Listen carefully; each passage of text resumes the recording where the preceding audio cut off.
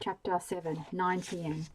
At dusk, when the thunderstorm temporarily abated for the fourth time that day, a streamlined executive helicopter, painted bright yellow and black like a hornet, already gleamed with green and red running lights, flooded into the east end of the Black River Valley. It was flying low, no higher than 60 feet above the ground. It followed Main Street towards the town square, chopping up the humid air. A flat echo of the stuttering blade rebounded from the wet pavement below. In the bell tower of the all-denominational church, also 60 feet above the ground, but safely hidden in the deep shadows that were cast by the overhanging belfry roof, Raya, Jenny, Paul, and Sam watched the aircraft as it approached. In the penumbral purple-grey twilight, the helicopter seemed dangerously close to them, but no one in it were looking their way. However, the waning daylight was still bright enough to allow them to see into the flight deck and into the cozy passenger cabin behind it.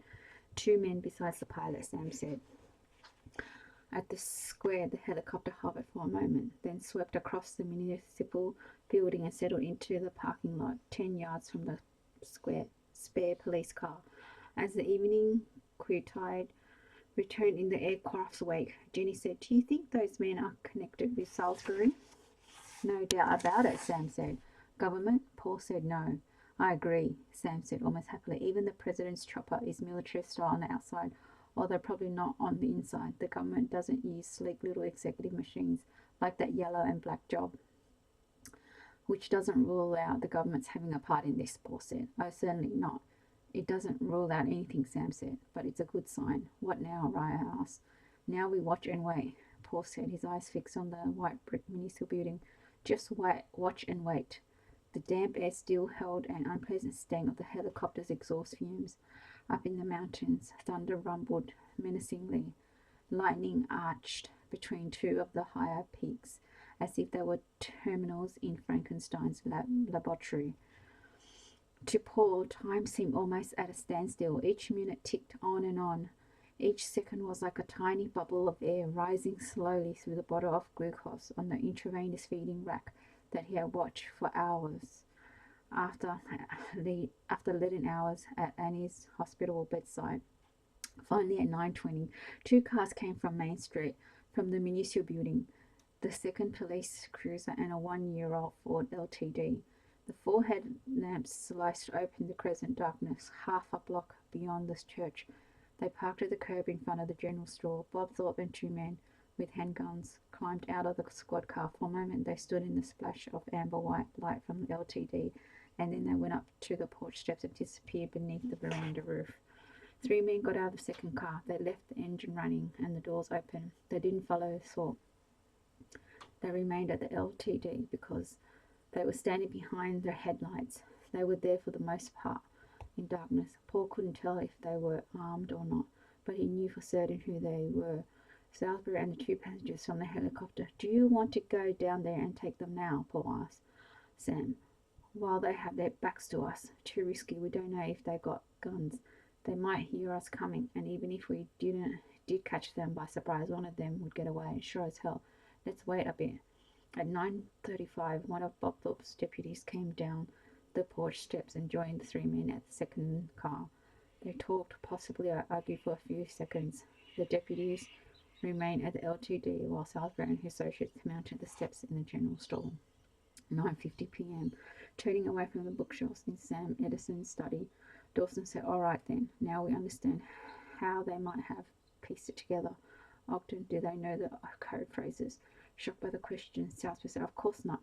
How in the hell could they know? The little girl might have heard you use them with Thorpe or with her brother." "No," he said, "impossible. She didn't step into the doorway until long after I gave up trying to get control of her brother, and long after I already assumed control of Thorpe." "Did you try to use the phrase on her?" "Did I?" Salisbury wondered. "I remember seeing her there, taking a step toward her, being unable to catch her, but did I use the code phrase?" He rejected the notion because if he accepted it, he would have to accept defeat.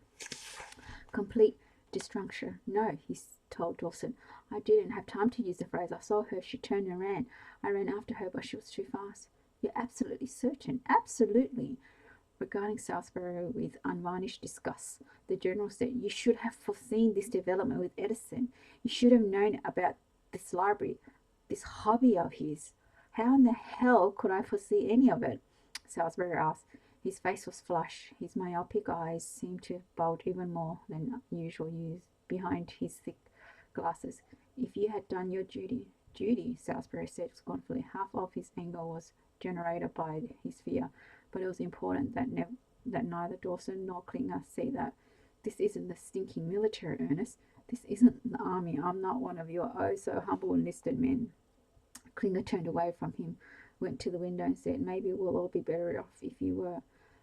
Willing the general to look at him, aware that he was at a disadvantage, so long as Klinger felt safe enough to turn his back. Salisbury said, "Christ, no matter how careful I'd been."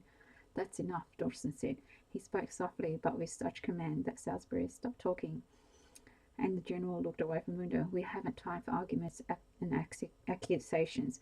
We've got to find these 4 people. They can't have gotten out of town through the east end of the valley," Salisbury said. "I know I've got that sealed tight." "You thought you had this house sealed up tight too," Klinger said, "but they slipped past you." "Let's not judge too harshly, Ernest," Dawson said. He smiled in a fatherly Christian fashion and nodded at Salisbury, but there was only hatred and loathing in his black eyes. "I agree with Ogden. His precautions at the east end are certainly adequate, although we might consider tripling the number of men along the river and in the woods now that the night has fallen, and I believe Ogden also covered the logging roads well enough." "Then there are 2 possibilities," Klinger said, deciding to play the military strategist. "One, they might still be in town, hiding somewhere, waiting for a chance to get past the roadblock or the men guarding the river. Or 2, maybe they're going to walk out through the mountains. We know from Thorpe that the Annandales are experienced campers and hikers." Bob Thorpe was standing by the door as if he were an honor guard. He said, "That's true. I don't see it," Salisbury said. "I mean, they don't have an 11-year-old girl with them. She'll slow them down. They'll need days to reach help that way. That little girl has spent a big part of the last 7 summers in the forest," the general said. "She might not be as much of a drag on them as you think. Besides, if we don't locate them, they'll do the same damage whether they reach help tonight or not until the middle of next week." Dawson thought about that. "Then, if they're trying to walk out through the mountains 60 miles round, about to Bexford, how far do you think they've gotten by now?" 3, maybe 4.5 miles, Klinger said. "No further than that?" "I doubt it," Klinger said. "They'd have to be damn careful leaving town if they didn't want to be seen. They'd move slowly, a few yards at a time for the first mile. In the forest, they need a while to really hit their stride. And even if the little girl is at home in the woods, she should slow them down a bit." 3.5 miles, Dawson said thoughtfully. "Wouldn't that put them somewhere between the big Union Mill and the planned forest?" "That's about right." Dawson closed his eyes and seemed to mutter a few words of silent prayer. His lips moved slightly. Then his eyes snapped open, as if sprung by a holy revelation, and he said, "The first thing we'll do is organize a search in the mountains." "That's absurd," Salisbury said, although he was aware that Dawson probably thought of this plan as a divine inspiration, the very handiwork of God. It would be like hunting for a needle in a haystack." His voice as cold as the dead boy in the next room. Dawson said, "We have nearly 200 men at the logging camp, all of them familiar with these mountains. We'll mobilize them, arm them with axe and rifles and shotguns, give them flashlights and Coleman lanterns. We'll put them in trucks and jeeps and send them a mile or so beyond the logging camp. They can form a search line and walk back 40 feet between the men. That way the line will be 1.5 miles from one end to the other, yet each man will only have a small area of ground to cover. Edison and the Annandales will be able to get by them." "It'll work," Klinger said admiringly. "But what if they aren't up there in the mountains?" Salisbury said. "What if they are right here in town?" "Then we've got nothing to worry about," Dawson said. "They can't get to you because you're surrounded by Bob Thorpe and his deputies. They can't get out of town because every exit is blocked. All they can do is wait." He smiled wolfishly. "If we don't find them in the mountains by 3 or 4 in the morning, we'll begin a house-to-house search here in town. One way or another, I want this whole affair wrapped up by noon tomorrow." "That's asking a lot," the general said. "I don't care," Dawson said. It isn't asking too much. I want the four of them dead by noon. I want to restructure the memories of everyone in this town to cover our trail completely by noon. Dead? Salisbury said, confused. He pushed his glasses up on his nose. But I need to study the Edisons. You can kill the Annandales if you want, but I've got to know why the Edisons aren't affected. I've got... Forget that, Dawson said brusquely. If we attempt to capture them and take them back to the laboratory at Greenwich, there's a good chance they'll escape along the way. We can't risk that. They know too much, much too much. But we'll have so damn many corpses, Salisbury said. For God's sake, there's already the boy and Buddy Bellerini, 4 more, and if they fight back, we may have as many as dozens to bury. How are we going to account for so many? Obviously pleased with himself, Dawson. We'll put the lot of them in the Union Theatre. Then we'll stage a tragic fire. We've got Dr. Troutman to issue death certificates, and we can use the Keylock program to keep the relatives from requesting autopsies. Excellent, Klinger said, grinning, lightly clapping his hands. Sycophant to the court of King Leonard I, Salisbury thought sourly. Really excellent, Leonard, Klinger said. Thank you, Ernest. Christ on a crutch, Salisbury said weakly. Dawson gave him a nasty look. He was displeased with such strong profanity. For every sin that we commit, the Lord will have his awful retribution one day. There's no escaping that. Salisbury said nothing. There is a hell. Looking at Klinger, finding no support, not even a wink of sympathy, Salisbury managed to keep quiet. There was something in Dawson's voice, like a well-honed knife hidden in the soft folds of a priest's gown. Something hard and sharp that frightened him. Dawson glanced at his watch and said, "Time to be moving, gentlemen. Let's get this over with." 10:12 p.m. The helicopter rose from the parking lot behind the municipal building. It swung gracefully over the town square where several people stood watching it, and then it clattered westward towards the mountain into the darkness. In a moment it was gone. Sam turned away from the street and slumped with his back to the Belfry wall. On the way to the mill? Looks like it, Paul said. But why? Good question. I would have asked the same thing myself if you hadn't. Another thing, Paul said. What if they figure out how we escaped?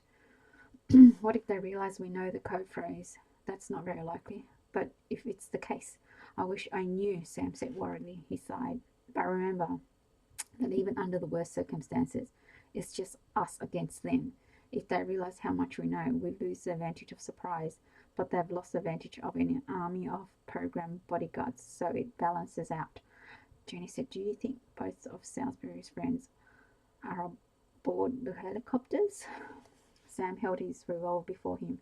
He was unable to see more than the outline of it in the darkness. Nevertheless, studying it with dread fascination, he said, "Well, now, there's another thing. I sure wish I knew." Paul's hand was shaking. His own Smith & Wesson felt as if it weighed 100 pounds. He said, "I guess we go after Salisbury now. It's past time we did." Jenny touched her father's hand, the one that held the gun. "But what if one of those men did stay with Salisbury?" "Then it's 2 against 2, Sam said, "and we sure as hell can handle that." "If I went along," she said, "it would be 3 against 2, and that would have to improve the odds." "Raya needs you," Sam said. He hugged her, kissed her on the cheek. "We'll be okay, Jen. I know we will. You just watch after Raya while we're gone. And if you don't come back, we will." "If you don't," she insisted, "then you're on your own," Sam said, his voice almost breaking. If there were tears in the corner of his eyes, the darkness hid them. "There's nothing more I can do for you." "Look," Paul said, "even if Salisbury does know how much we've learned, he doesn't know where we are, but we know exactly where he is. We still have some advantage." Raya clung to Paul. She didn't want to let him go. She spoke in a quiet but fierce voice, and she virtually demanded that he not leave her in the tower.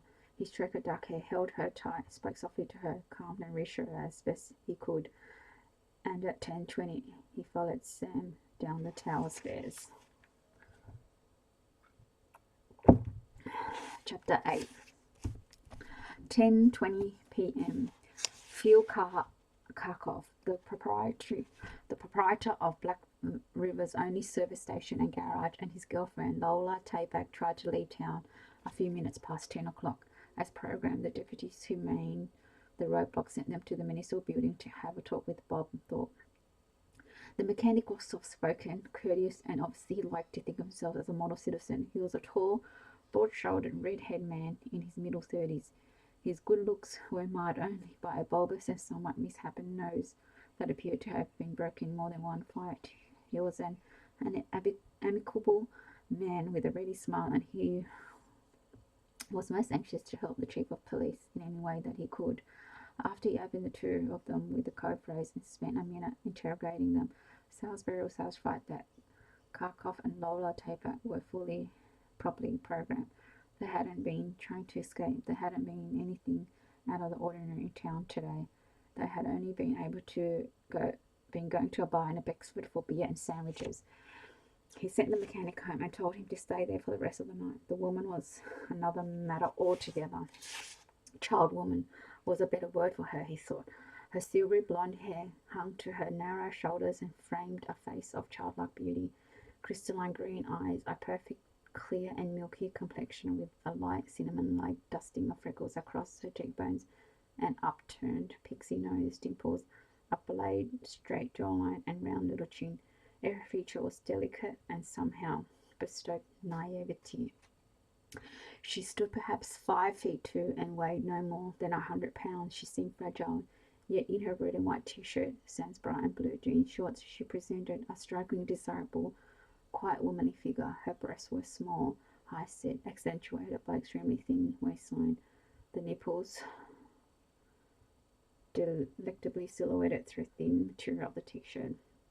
Her legs were sleek, supple, shapely. As he stood in front of her, looking her up and down, she regarded him shyly. She was unable to meet his eyes. She fidgeted. It appeared, if appearance could count for anything, she ought to have been one of the most malleable, vulnerable women he had ever met. However, if she were a fighter, a real hellcat, she was now vulnerable. As vulnerable as he wished her to be, because he had her power. Lola, yes, how old are you? 26. Are you engaged to Phil Kharkov? No, softly. Going steady with him? More or less. Are you sleeping with him? She blushed, fidgeted. Lovely little animal. Screw you, Dawson. You too, Ernest, he giggled. Are you sleeping with him, Lola?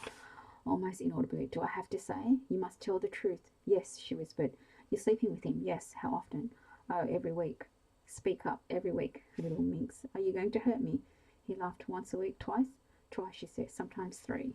Salisbury turned to Bob Thorpe. Get the hell out of here. Go down to the end of the hall and wait with the guard there until I call you. Sure. Thorpe closed the door as he left. Lola, yes. What does Phil do to you? What do you mean? In bed? She stared at her sandaled feet. The power filled him, pulsed within him, leapt across tens of thousands of terminals in his flesh, sparked, flashed, crackled. He was exhilarated. This was what the Keylock program was all about. The power, the mastery, this unlimited command of other people's souls. No one could ever touch him again. No one could ever use him. He was the user now, always would be from here on out. Now and forever. Amen, amen. Dawson, did you hear that? Amen. Thank God. Thank you, God, for sending along this cute little piece of ass. Amen. He was happy again for the first time since this morning, since he had touched Thorpe's wife. I'll bet Phil does everything to you, he said. She said nothing, shuffled her feet. Doesn't he? Doesn't he do everything to you, Lola? Admit it. Say it. I want to hear you say it. He does everything. He puts his hand under her chin, lifted her head. She gazed at him, timid, frightened. I'm going to do everything to you, he said. Don't hurt me. Lovely, lovely little bitch, he said. He was excited as he had never been in his life, breathing hard. Yet everything's so clear, so in control, firmly in control. Her absolute master. Her absolute master. Everyone's absolute master. That was Howard Parker's phrase flashing back to him across the decades. Much as a bizarre hallucination erupting in our acid head's mind years after his lab test of LSD. Absolute power. That's exactly what I'm going to do to you, he told Lola. Tayback, I'm going to hurt you just like I hurt the others. Make you pay, make you bleed. I'm your absolute master. You're going to take everything I dish out to you, everything. Maybe even like it. Learn to like it, maybe. His hand curled into fists at his sides.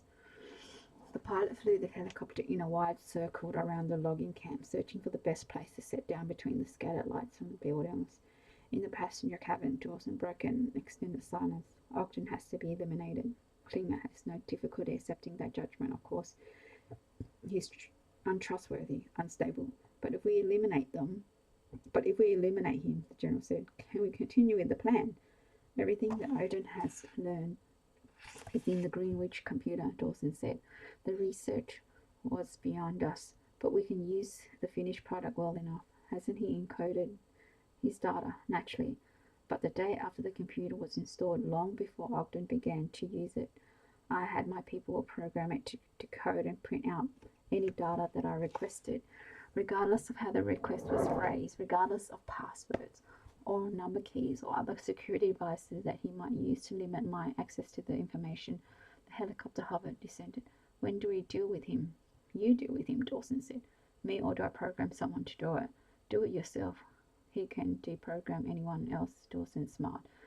You do have a handgun with you. Oh yes, in the small of your back, strapped to my right ankle.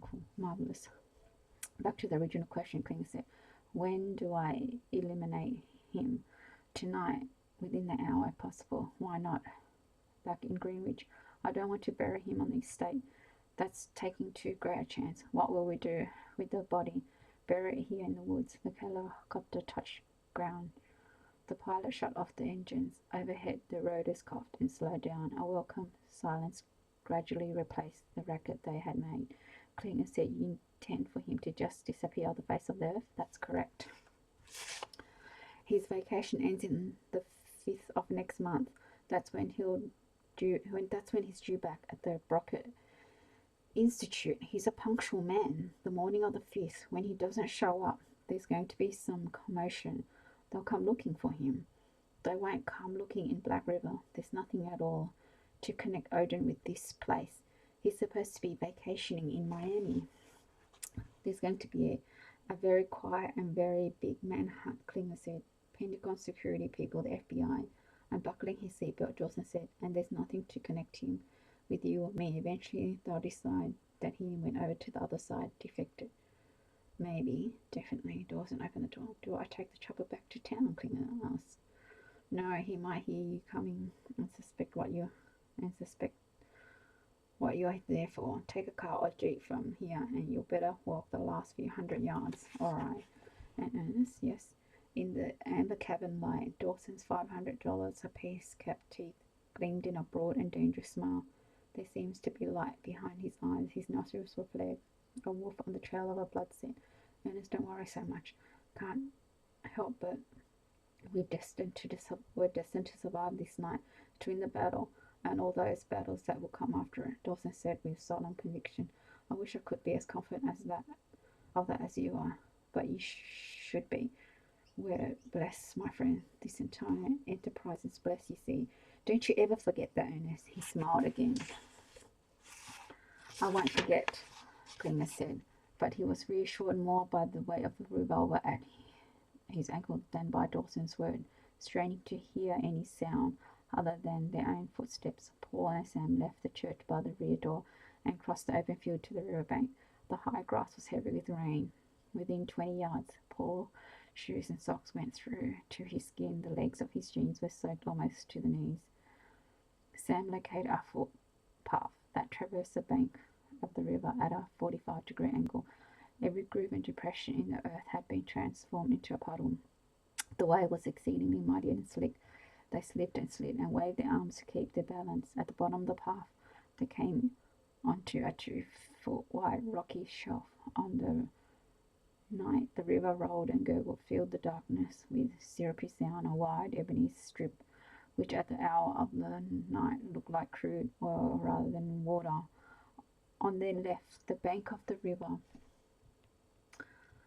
rose up 8 or 9 feet, and in some places, the exposed roots of willow trees and oaks and maple overlaid the earthen wall. Without benefit of a flashlight, Sam led Paul westward towards the mountain. His snowy hair was ghostly, luminescent signs for Paul to follow. The older man stumbled occasionally, but he was, for the most part, sure-footed, and he never cursed when he misstepped. He was surprisingly quiet, as if the skills and talents of an experienced warrior suddenly had come back to him after all these years. This is war, Paul reminded himself. We're on our way to kill a man, the enemy, several men. The warm air was redolent with the odors of damp moss and with the stale fumes of the plants that were decomposing in the muck of the water's edge. Eventually, Sam found a series of wind and water chiseled ledges, steps that took them up from the river again. They came out in an apple orchard on the slopes at the extreme west end of town. Thunder roared down from the peaks to disturb the birds and the apple trees. They went north. They were taking the safest and also the most roundabout route to the back of the municipal building. Soon they came to a waist-high white picket fence that marked the end of the orchard and the verge of Main Street, where it became known to the locals as the Mill Road. After he had looked both ways and had carefully studied the land to which he was running, when he was certain that there was no one to see him, Sam stepped in over the fence. He was as agile as a young man. He sprinted silently across the lane and quickly disappeared into a dense stand of scrub pines, scraggly birch, and brush on the other side.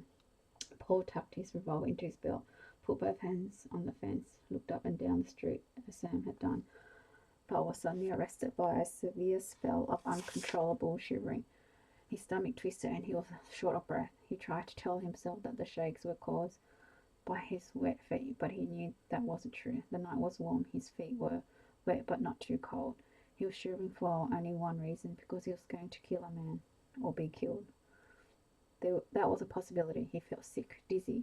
He followed Sam. 10:30. Lola Tayback stood before him naked. I'm the absolute master, he said. Yes, sir. Look at me, Lola. She said at the floor. Lola, let me see. Soft voice, tears. What's the matter? I'm scared. Don't you like me? She didn't respond. Do you like me, Lola? Yes, sir. Tell the truth, Lola. I don't like you. He slapped her face. She fell against the desk. Bitch, don't hurt me, animal. Don't hurt me, please. I'll kill you. Don't. He struck her with his fist. Then he struck her again. Twin arc lamps on ribbed aluminium poles bracketed the parking lot behind the municipal building. In the stark blue-white light, the needles of nearby pine trees resembled feathers.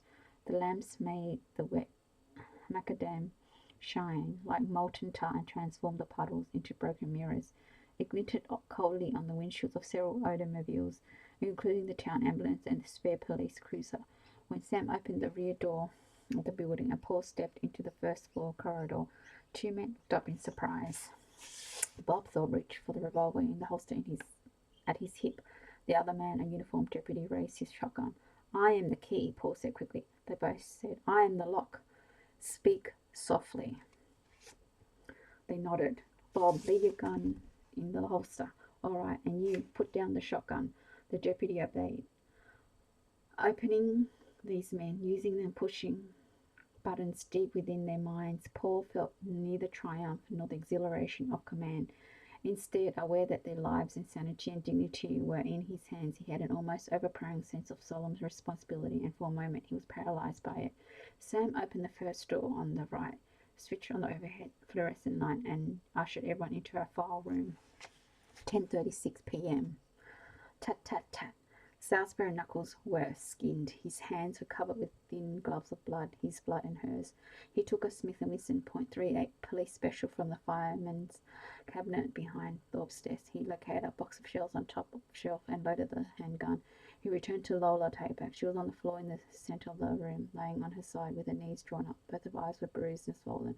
Her lower lips were split. Her septum was broken, and blood trickled from her delicate nostrils. Although she was barely conscious, she groaned miserably when she saw him.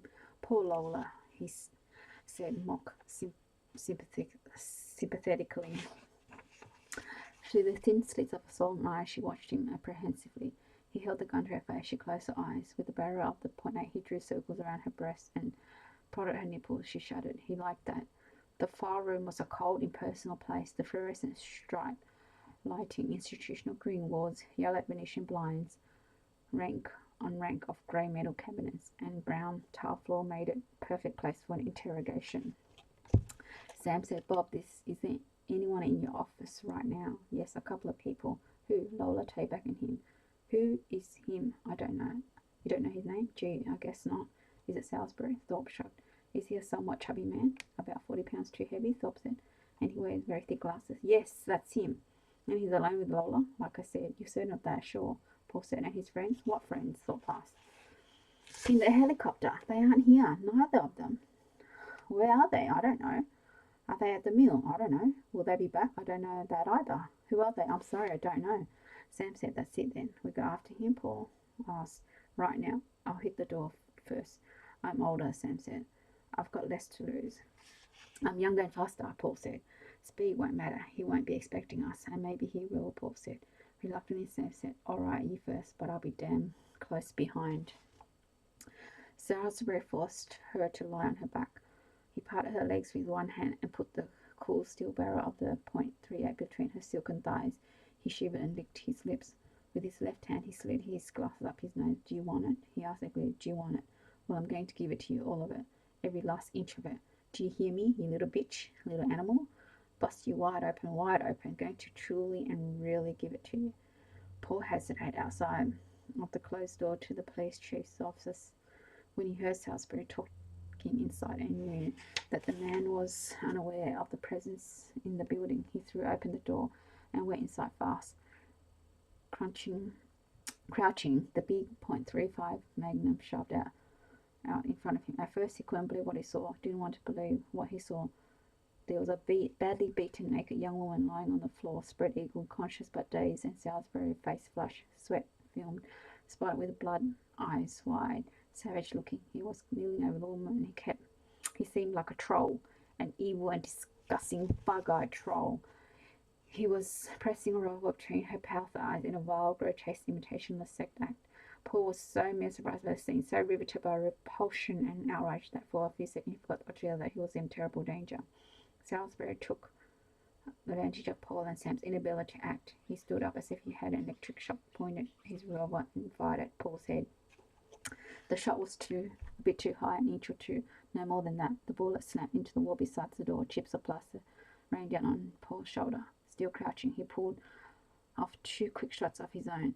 The first was wide off the mark. It smashed through the Venetian blinds and shattered one of the windows. The second struck Salisbury in the left shoulder, approximately 4 inches above the nipple. It caused him to drop his gun, almost lifted him off his feet, pitched him backwards as if he was a sack full of rags.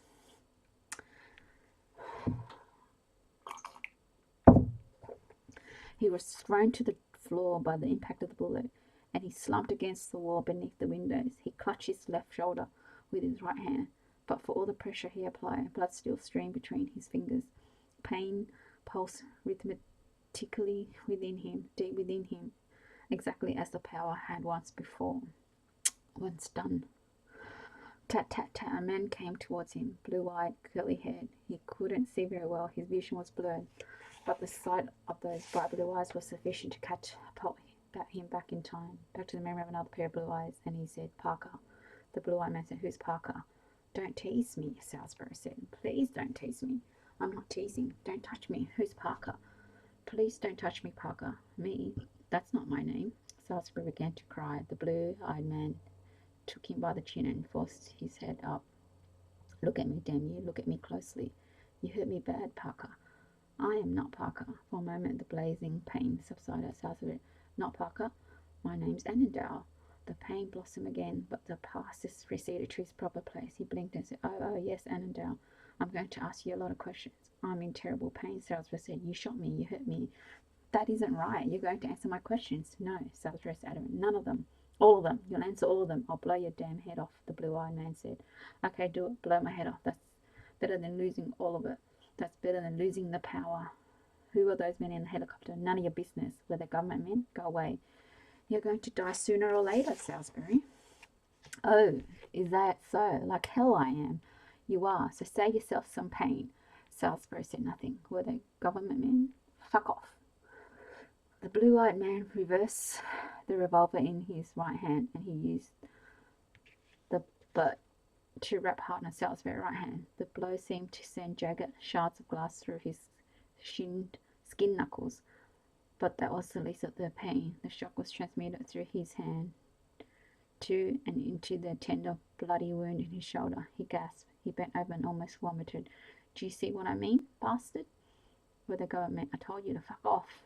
Klinger parked the car on West Main Street, 2 blocks from the town square. He slid out from behind the wheel, closed the door, and heard gunfire. 3 shots, one right after the other. Inside, muffled by walls not far away towards town, the municipal building.